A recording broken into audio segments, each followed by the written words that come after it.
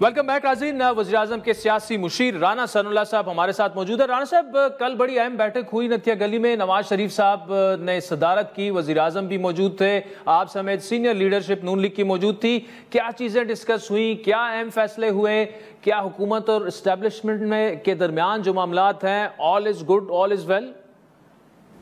معاملات بالکل ویل ہیں، گڈ ہیں، اور وہاں پہ جو مین ایجنڈا ایٹم تھی وہ تو اپنا ضمنی الیکشن سے متعلق ہی تھی، لیکن باقی بھی ایشوز جو ہیں وہ وہاں پہ جو پارٹیسپینٹس تھے تو انہوں نے اپنا اظہار خیال کیا.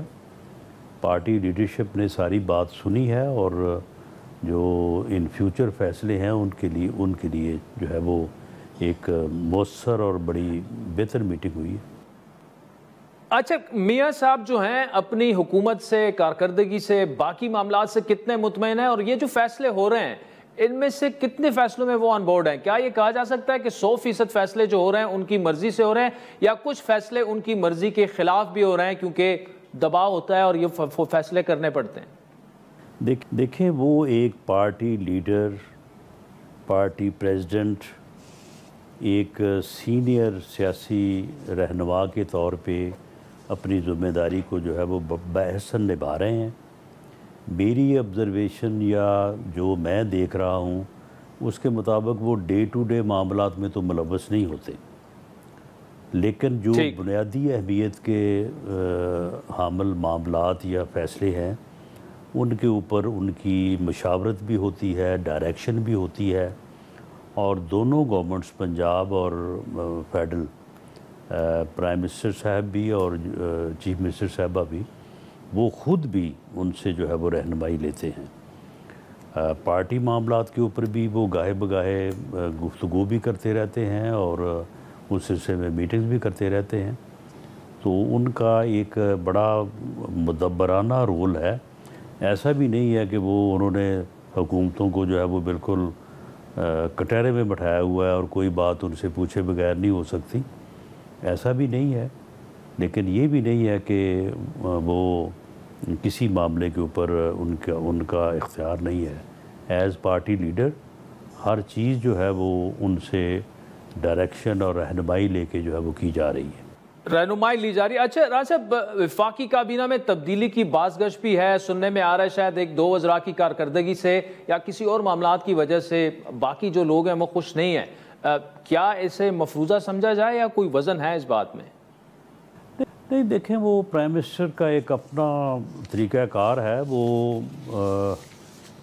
غیر مطمئن ہونا یا ناراض ہونا جو ہے یہ میرا خیال ہے کہ مناسب الفاظ نہیں ہیں، لیکن وہ کارکردگی کا جائزہ لیتے رہتے ہیں. اور جب کوئی میٹنگز ہوتی ہیں تو اس میں اگر کسی بھی جو ہے وہ منسٹر نے اپنی ذمہ داریوں کو ان کی توقعات کے مطابق یا بحثن نہیں نبھایا تو اس کے اوپر وہ خفگی کا یا ناراضگی کا اظہار بھی کرتے ہیں.